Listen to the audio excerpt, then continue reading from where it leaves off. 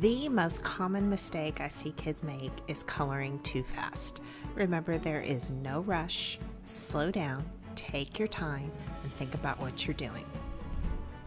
Even if it's close to the end of class and we're wrapping things up, it's better to come back and finish coloring it later than it is to rush and mess it up and make it look messy. Now, if you should happen to color too fast, also known as scribbling, what I'm going to tell you to do is to go back and fill it in. And right now you see me doing that on my video. I am outlining it, and then I'm going to go back in and I'm going to color on top of it to cover up where I colored too fast. I'm going to color in one direction, and my goal is to basically cover it up as much as I can and cover up those white spaces.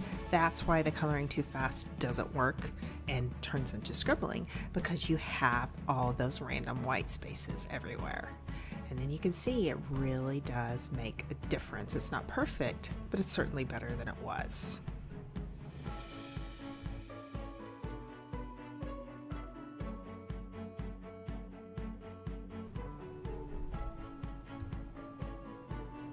The second most common mistake I see is coloring in too many directions. Now, this mistake is a little different than coloring too fast and scribbling, because this time the person is honestly trying. They may not be giving 100% of their best work, but they're giving maybe 70, 75. So they're putting an honest effort in. You can see I started out by outlining it, which is good. That's what you want to do. But here's where it goes wrong, is when you color in too many different directions. You can see I'm coloring diagonally, and then I'm coloring side to side, and then I'm going to color up and down, and then I change my mind again, and let's see, I'm going to go side to side, and basically you're just doing a gazillion different directions. And when you're finished, you're going to have more white spaces than you want to have, and it's going to look too messy. So even though you put more effort in than the scribbler did, it still doesn't look 100% its best. Now, if you should happen to make this mistake, you want to take your crayon or whatever you're coloring with and go back over it and try to fill in any white spaces that happen to be there. Then it's not perfect, but you could try to kind of redeem this coloring job.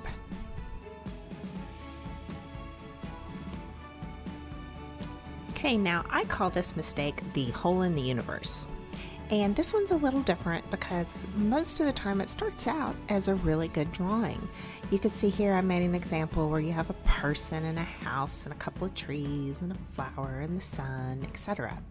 But where it goes wrong is when they're coloring the sky. And as you can see here, they color a blue line at the top and then a green line at the bottom, which is supposed to be the grass. But then they just leave a hole in the middle. Like, if you look out the window, there's just this hole in the universe, and there's not, thank goodness. Instead, you want to bring that sky all the way down to the ground. Where the sky and the ground meet is called a horizon line. And so you can see here, I'm drawing my horizon line, going all the way across behind all my objects. And so the grass is going to go all the way up to the horizon line. Even though it's kind of behind our people and our house and our flowers, and it goes up a little higher than you might expect, that is actually how you see space in the distance. And then your sky is going to come all the way down to the ground. There is no hole at all. Thank goodness. Imagine if there was a hole in the universe, if you looked outside and there's just a big gaping white hole. That would be a little frightening, a little disturbing. So your sky goes all the way to the ground, and that is a more correct picture than the one with the poor hole. All right, so now we're going to talk about the do's in coloring, meaning the things that are correct. And if you're coloring with crayon only, you most of the time are going to outline whatever it is you're coloring. So you can see here I'm taking my crayon and I am outlining my box. And of course I'm trying to do it neatly and give it my best effort. And I'm using a darker purple to outline it. Okay. then I'm going to color the inside of it with another crayon. Now I could use the same crayon, but I am choosing to try to make it a little more interesting and a little bit different. And so I'm using a lighter purple to color the inside.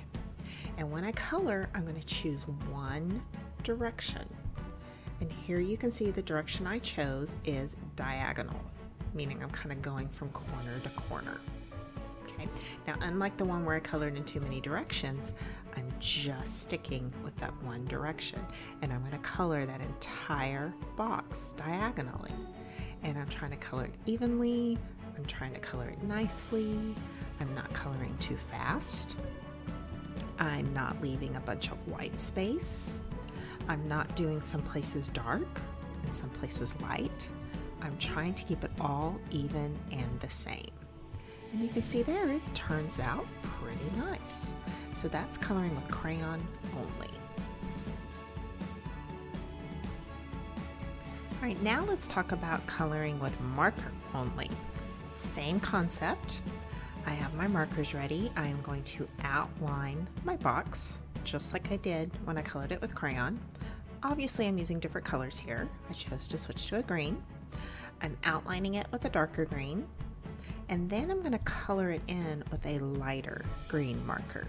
Now again, I could use the same marker to color it in if I wanted, but I just feel when you use a darker one or a different one to outline it from what you're coloring it in with, it just gives it a little more interest. It makes it pop a little more, which means you see it and you notice it. So you can see here, I'm beginning to color it with the lighter green marker. And again, I'm choosing one direction. I chose diagonally again because for me, that's what's comfortable when I'm coloring. For you, choose what works for you. It could be diagonal also. It could be diagonal going in a different direction. I am left-handed, so starting in that top right corner is more comfortable for me. If you are right-handed, starting in the top left corner might be more comfortable for you. It might be more comfortable for you to go side to side. It might be more comfortable for you to go up and down. These are decisions that you have to make. Also, sometimes you just decide to change it to make it more interesting, because coloring everything in the same direction could get pretty boring. So it's good to, mix it up a little, change it up. And sometimes, depending on what it is you're coloring, that may decide what direction you're going. For example, if I was coloring a circle or a ball, I would probably want to go in a round rotating motion, meaning round and round. So that way it's more appropriate.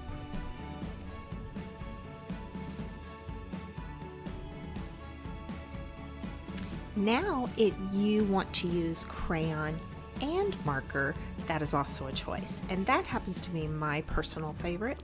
I like to outline things with marker and then color it in with crayon. I feel like the marker really makes the shapes and the lines pop. Again, that means it makes them stand out, it makes them noticeable, it makes them bold.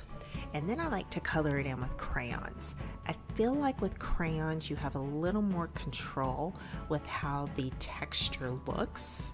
Remember, texture is how something feels: rough, smooth, bumpy.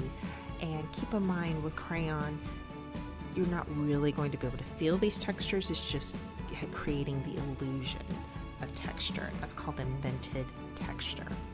But anyway, I just feel like when you color things in with crayon, you have a little more control and it looks a little nicer. But that, again, is just my personal opinion. But for anyone, this is an option to outline it with marker, color it in with crayon, and you can match the colors. You can make different colors. You could do darker and lighter. You could do the opposite. For example, here I kind of outlined it with a bluish turquoise. I could have colored it in with a kind of orangey color.